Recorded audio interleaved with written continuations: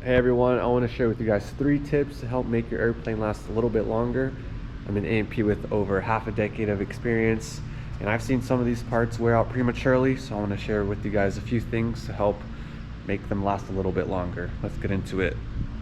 Alright, this first tip is for helping prevent sticky valves. So what you want to do is lean out your mixture whenever you can on either taxi or ground runs. And the reason for that is because sticky valves are caused by lead deposits when your engine isn't hot enough. So whenever you have a rich mixture and your engine isn't hot enough, you're getting condensation of lead that's from the fuel on those valves, especially the exhaust valve. So by leaning out, it helps prevent that. And another small thing is if you're in flight, make sure you're running your engine hot. This also helps prevent the lead deposits from sticking on your valves and then further leading into sticky valves. So again, make sure you're leaning out excessively when you can.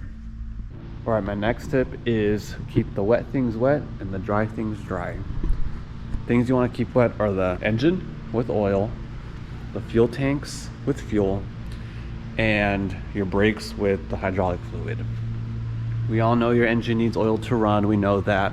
We know that oil cleans the engine, lubricates the engine, helps prevent corrosion. We know all that.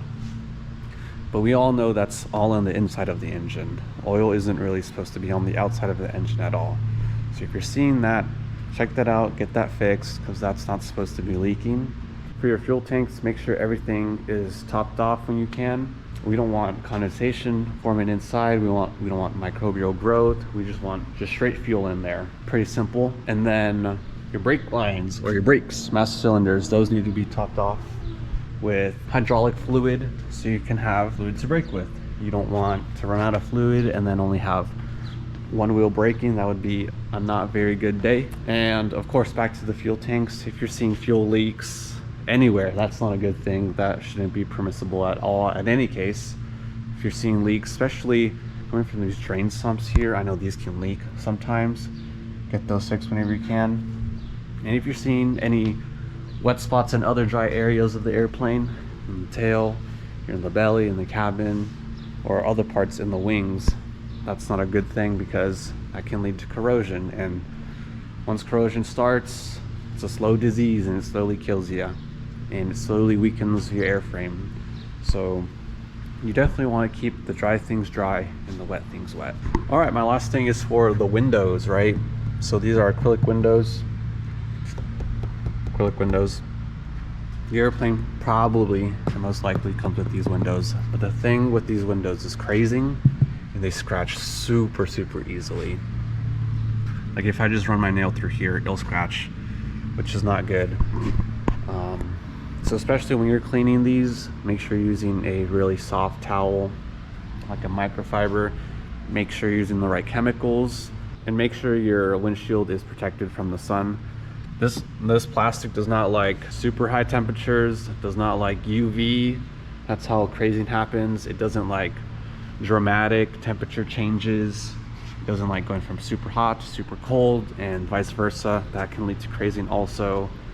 And then also using wrong chemicals. So if you're using the wrong cleaning agent, you're definitely going to cause crazing. Definitely don't put acetone on the windshields because they'll soften up your plastic. Definitely don't do that. But if you're using a microfiber towel, you're protecting your acrylic windshield, you can definitely extend the life of your windshield and prevent crazing, which crazing is just super annoying. We have one up there that we took out and replaced on another Cessna because the crazing was really bad. But you know, crazing can be really annoying and it's something that you can't really get out. So if you follow these tips, they're definitely going to make your airplane last a little bit longer. That's it for this video. If you liked it, give it a thumbs up. If you have any more tips to help maintain your aircraft, drop those in the comments below, and subscribe if you haven't so we can get more aviation content out there, more helicopter work, more aircraft work, and just more knowledge for you guys so you guys can enjoy. Again, thank you, and I'll see you in the next one.